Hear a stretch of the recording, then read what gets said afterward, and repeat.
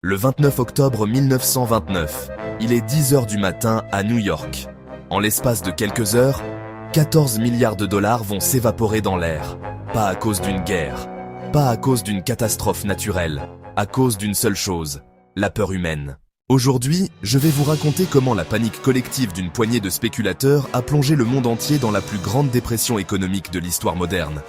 Et ce qui est terrifiant, c'est que ça aurait pu être évité. Pour comprendre le krach, il faut d'abord comprendre l'euphorie qui l'a précédé, les années 1920. Les Américains les appellent les Roaring Twenties, les années rugissantes. Les usines tournent à plein régime, la production industrielle explose, l'automobile envahit les rues, le jazz fait danser les foules. Et la bourse, elle monte encore, et encore. Entre 1920 et 1929, l'indice Dow Jones est multiplié par 3. Certaines actions font bien plus. Un homme comme Michael Meehan, spécialiste boursier à Wall Street, fait passer une action de la société RCA, Radio Corporation of America, de 2,50 $ à plus de 500 $. Vous avez bien entendu, de 2,50 à 500 $. Alors tout le monde veut sa part du gâteau. Des milliers d'Américains ordinaires, des ouvriers, des fermiers, des vendeurs, investissent leurs économies. Certains empruntent à la banque pour acheter des actions. En 1929, les courtiers prêtent couramment aux petits investisseurs plus des 2/3 de la valeur des titres qu'ils achètent. Plus de 8,5 milliards de dollars sont ainsi en prêt, soit plus que toute la monnaie en circulation aux États-Unis à ce moment-là. Le prix des actions a atteint ce qui paraît être un haut plateau permanent. Un haut plateau permanent. Il avait tort, de façon catastrophique. Mais derrière ce décor brillant, des fissures apparaissent. Dès le début 1929, l'économie américaine envoie des signaux d'alarme. Les ventes d'automobiles baissent, la construction de logements ralentit, la production d'acier recule. Les agriculteurs sont déjà en crise depuis des années. Le prix du blé s'effondre sous l'effet de la surproduction. Les salaires n'augmentent plus. Les profits des entreprises ralentissent. La Réserve fédérale elle-même met en garde contre la spéculation excessive dès mars 1929. Mais personne ne veut entendre. Le 5 septembre 1929, un expert financier du nom de Roger Babson lance publiquement cette alerte. Un krach arrive, et il pourrait être terrible.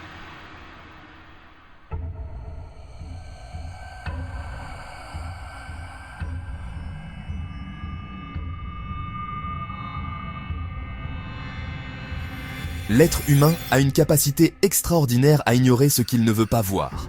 Le 3 septembre 1929, le Dow Jones atteint son sommet historique, 381 points. Ce niveau, il ne sera retrouvé qu'en 1954, 25 ans plus tard. Nous sommes le jeudi 24 octobre 1929. À l'ouverture de la bourse de New York, quelque chose d'inhabituel se produit. Les vendeurs sont là, massivement. Mais les acheteurs ne répondent plus. En quelques minutes, la panique se propage comme un incendie. Les téléphones sonnent dans tout le pays. Les courtiers hurlent. Les investisseurs veulent en sortir, tous en même temps. En 3 minutes d'ouverture, près de 3 millions d'actions changent de main. Le volume est tellement énorme que le ticker, la machine qui affiche les prix en temps réel, prend des heures de retard.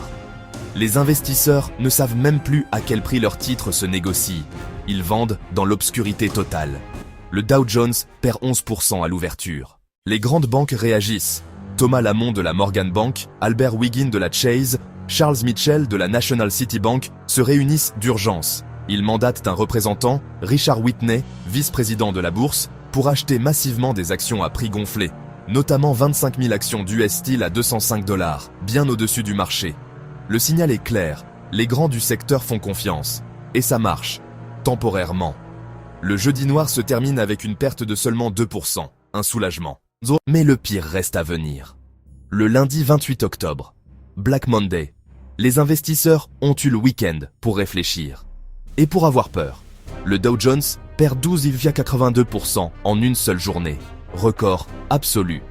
Et le lendemain, le mardi 29 octobre 1929, restera dans l'histoire comme le Black Tuesday, le mardi noir. 16 millions d'actions s'échangent en une journée, un record qui ne sera battu que des décennies plus tard. 14 milliards de dollars de valeur boursière disparaissent en quelques heures. Des milliers d'investisseurs se retrouvent ruinés. Certains avaient emprunté pour investir. Ils se retrouvent désormais incapables de rembourser leurs dettes. William Durant, fondateur de General Motors, surnommé le roi des haussiers, tente désespérément d'acheter pour stopper la chute. Il perdra des millions. Des rumeurs circulent, et certaines sont vraies, que des traders se défenestrent des buildings de Wall Street, la folie humaine dans toute son expression. Et ce n'est pas terminé. La chute continuera pendant 3 ans. Le 8 juillet 1932, le Dow Jones touche son plancher. 41 points, soit une perte de 89% par rapport au sommet de 1929. 89%. Les conséquences dépassent Wall Street. Elles dépassent les États-Unis. En 1930 et 1931, plus de 2000 banques américaines font faillite, entraînant dans leur chute des millions d'épargnants ordinaires. Les banques américaines exigent le remboursement immédiat des prêts accordés à l'Europe pour sa reconstruction après la Première Guerre mondiale. L'Europe s'effondre à son tour. Aux États-Unis, le taux de chômage passe de 3% à 24% entre 1929 et 1933. Un Américain sur 4 sans travail. La production industrielle américaine chute de moitié. Des millions de familles se retrouvent sur les routes, sans travail, sans logement, sans espoir. La Grande Dépression favorisera l'émergence de régimes autoritaires en Europe, dont le nazisme. Hitler prend le pouvoir en 1933. La crise de 1929 est l'une des causes directes de la Seconde Guerre mondiale. Tout ça, parti d'une panique boursière. Qu'est-ce qu'on retient de tout ça? Que les marchés financiers ne sont pas régis par la logique. Ils sont régis par les émotions humaines. L'euphorie, la cupidité, la peur, la panique.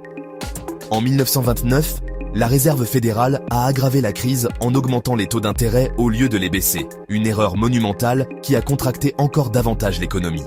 En 2008, lors de la grande crise financière, les banques centrales ont cette fois baissé massivement les taux et injecté des liquidités. La leçon avait été retenue. Mais la vraie question n'est pas technique. Elle est humaine. Pourquoi des milliers de personnes intelligentes ont-elles continué à investir en 1929 alors que les signaux d'alarme étaient visibles depuis des mois? Parce que quand tout le monde autour de vous s'enrichit, il est presque impossible psychologiquement de ne pas suivre. C'est ça, la folie humaine. Et cette folie, elle n'a pas disparu. Si cette vidéo vous a appris quelque chose, partagez-la. Et dites-moi en commentaire, pensez-vous qu'un krach de cette ampleur pourrait se reproduire aujourd'hui?